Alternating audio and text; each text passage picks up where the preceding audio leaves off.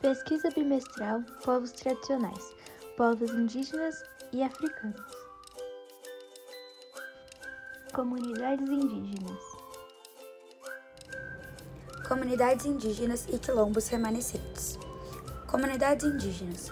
Os povos indígenas são os habitantes originários do território brasileiro e estavam presentes aqui antes da chegada dos europeus no final do século XV. Na época da chegada dos europeus, havia de 5 a 7 milhões de índios no Brasil. Existe uma grande diversidade de povos indígenas no Brasil e a população de índios, segundo critérios do censo de 2010, é de aproximadamente 817 mil. E entre os maiores grupos estão os Yanomamis, os Guajararas e os Guaranis, por exemplo.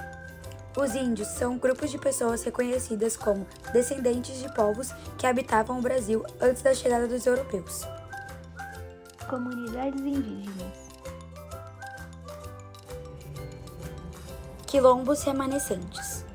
Quilombolas são os descendentes e remanescentes de comunidades formadas por escravizados fugitivos, os quilombos, entre o século XVI e o ano de 1888, quando houve a abolição da escravatura no Brasil. Atualmente, as comunidades quilombolas estão presentes em todo o território brasileiro, e nelas se encontra uma rica cultura baseada na ancestralidade negra, indígena e branca. No entanto, os quilombolas sofrem com a dificuldade no acesso à saúde e à educação. Os povos da África Ocidental eram, antes da chegada dos colonizadores europeus, essencialmente nômades, e os locais de acampamento eram utilizados para repouso em longas viagens. No Brasil colonial, a palavra foi adaptada para designar o local de refúgio dos escravos fugitivos. Quilombola é a pessoa que habita o quilombo. Uma curiosidade é que há uma proximidade cultural geral entre populações quilombolas e populações indígenas. Os dois grupos vivem de maneira simples e integrados à natureza, tirando a maior parte do seu sustento da terra.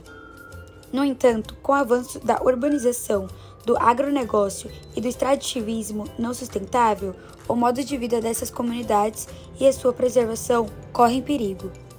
A história da colonização e a forma com que os povos indígenas e os africanos foram tratados. Os povos indígenas que habitavam o território brasileiro foram os primeiros a entrar em contato com os colonizadores europeus. A relação entre os indígenas e os portugueses foi complexa e variada ao longo do período colonial. Inicialmente, os portugueses mantiveram relações de cooperação e trocas comerciais com algumas tribos indígenas. Mas com o passar do tempo, os colonizadores portugueses passaram a impor sua cultura e sua religião aos povos indígenas. Além disso, os indígenas foram submetidos a diversas formas de exploração e opressão, como o trabalho forçado nas plantações e nas minas, a escravidão, a violência física e a disseminação de doenças trazidas pelos europeus.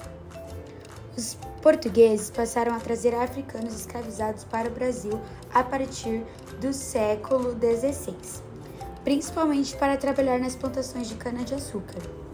Os africanos escravizados foram submetidos a condições extremamente desumanas. É importante ressaltar que a história da colonização do Brasil e o tratamento dado aos povos indígenas e africanos foram marcados por relações de poder desiguais, exploração e violência. Como que seria a história do Brasil contada por esses povos? Como seria a história do Brasil contada por esses povos? Os povos indígenas enfatizariam a existência de uma grande variedade de culturas e línguas indígenas que viviam na região antes da chegada dos europeus. O conhecimento tradicional, as práticas sustentáveis de uso da terra, a espiritualidade e o respeito pela natureza.